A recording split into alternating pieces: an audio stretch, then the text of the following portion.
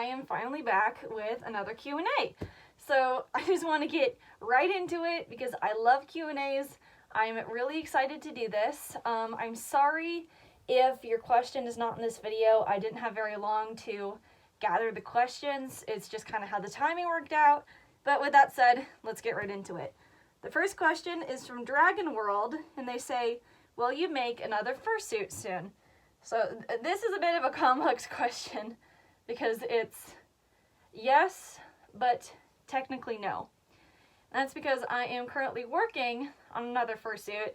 It's taken me a very long time, which I deeply apologize for. It's been a very crazy year for me. But once I'm done with that fursuit, I'm going to close my commissions indefinitely. I might do pre-mades in the future, but I'm never going to open for fursuit commissions again.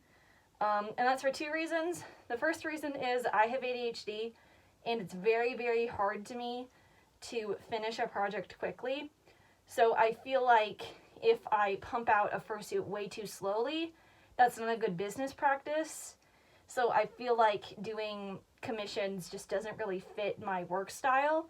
And the other reason is because I don't feel like fursuit making is worth the effort, because the amount of time that I put into my fursuits to only get a couple $100 back, it's not worth it anymore. So it was fun for a while, but I just kind of realized how unlucrative it is, and I can't exist with that income, unfortunately. So maybe in the future, but for now the answer is no. Alright, next is from Talashazu, and they said, I've asked many people this question, as many as I possibly can, and so far like 15 have responded. Milk, cereal, bowl. What order do you put them in? This is very specific to what time of day it is, because if I'm just in the afternoon out and about in my house, then I will do bowl, cereal, milk. But if it's in like the middle of the night, and I don't want to wake up the other people that live here, then I'll do the milk first, because then I can pour the cereal in, and it makes a lot less noise. Sneaky Ray Ray. So, milk first on rare occasions. Alright, next is from the Furb Guy. Hi, the Furb Guy. So, he asks, now that Everfree Northwest is actually going to happen this year, did you enjoy the convention as a whole? So, if you guys didn't know, I'm also a really big fan of My Little Pony, and the Furb Guy, he is a friend that I met at a My Little Pony convention called Everfree Northwest. And it's been going on for a few years now. It's one of the first conventions I went to on my own, but because of COVID and also because of hotel issues, it hasn't been hosted in a couple years. But as a whole, I love Everfree Northwest. It is one of my favorite conventions. It's like that little hometown feel that I get from like Furlandia. It's super sweet. Overall, I love Everfree Northwest. I have never had a bad experience there, and I'm really, really excited to go back this year. All right. Next is from Glow, and they have a couple questions. First, they ask, how long did your first fursuit take you? So Ray Ray, she took me about 4 months throughout the summer. I started her in May 2017, and I finished her in September 2017, so about 4 months. Glow also asks, have you always enjoyed the fandom, or has there been things that have put you off? So, I would say that I've always enjoyed the fandom. Like, I've never had a moment where I've been like, oh, should I leave the fandom? That has never happened to me. I am a very dedicated furry. It is a massive part of my life, and I will probably never leave no matter how crazy it gets. Of course, there have been things that have been sucky and very unsavory, but there has never been anything that has even gotten me close to leaving the fandom. So of course it's not perfect, but I'm never gonna leave. Reptilian Cheesecake asks, do you have any social medias that I could send fan art to when I'm finished? First of all, thank you very much. Fan art is very much appreciated. I've heard a lot of people like, oh, am I allowed to do fan art? Of course you are. That is so sweet of you. But the one place that I am always active on social media is Furry Amino.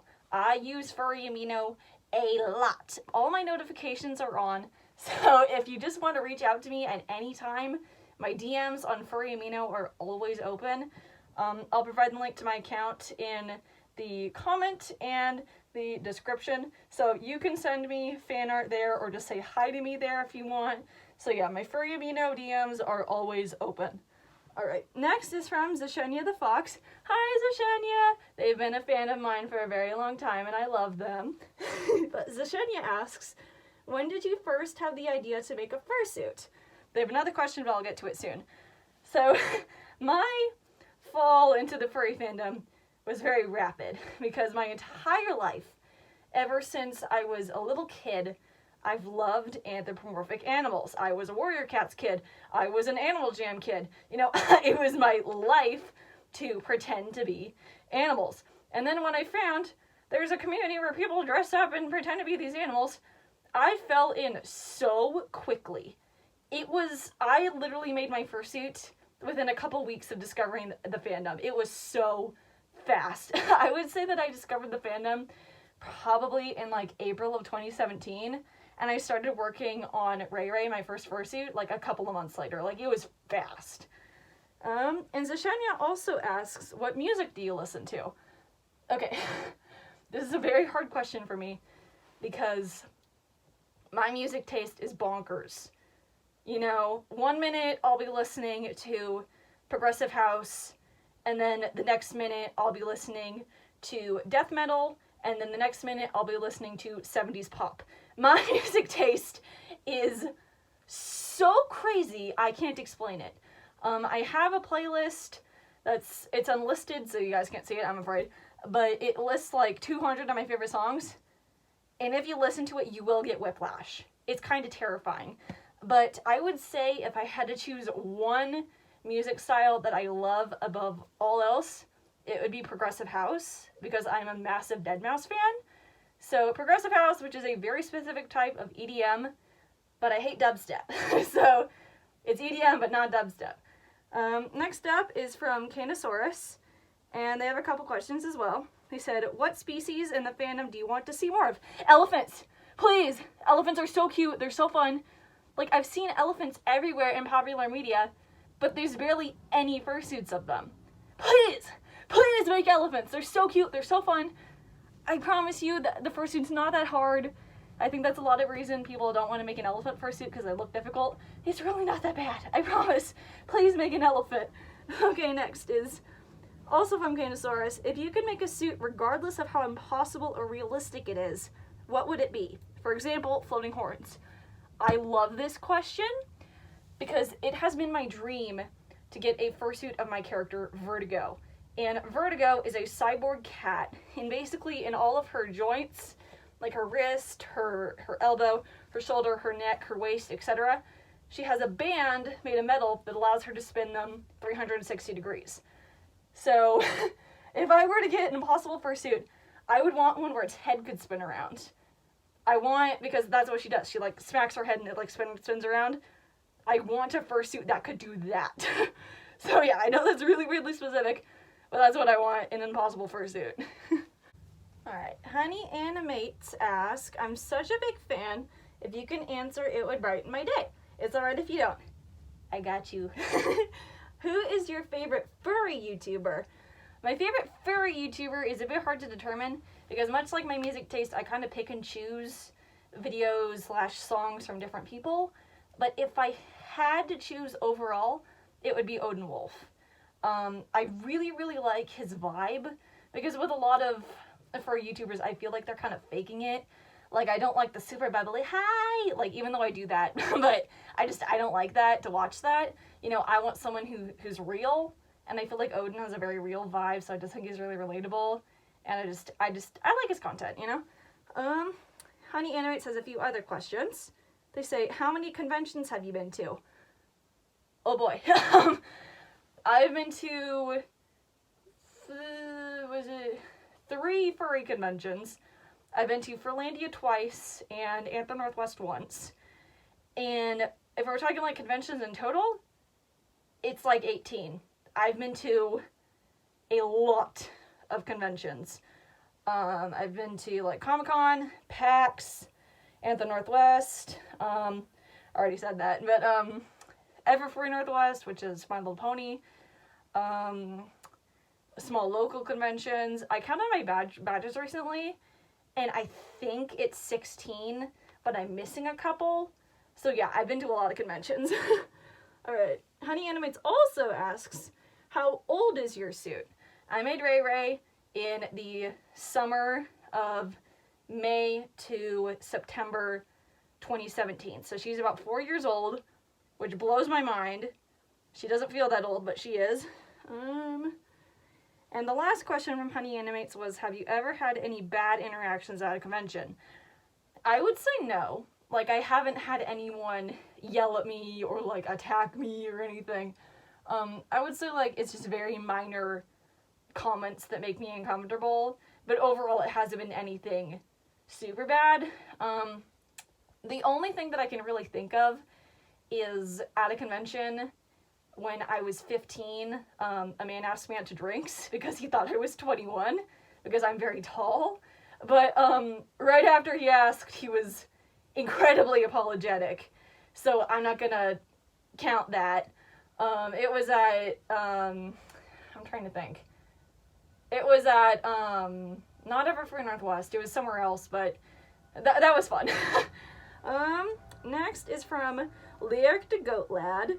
And I said, can you please tell us about your main fursunas? I would love to get to know them. Absolutely. So I actually have 3 fursunas, even though I've only displayed 2 of them. The first one is Ray Ray. She's a gray wolf, and basically she's me as my social side. You know, she's me when I'm feeling bubbly. She's me when I'm feeling good, when I want to talk to friends. She's basically like me at my best, you know? She's my happy, bubbly, super sociable self who has a bunch of interests, you know, and she's all over the place, but she's happy. She's a stoic, you know? And my other fursona is Kujali, my elephant, and she represents my quieter side and my spiritual self because I am very, very intense with my spiritual beliefs. So she's basically all those beliefs put into a character. So she's basically like my spiritual journey.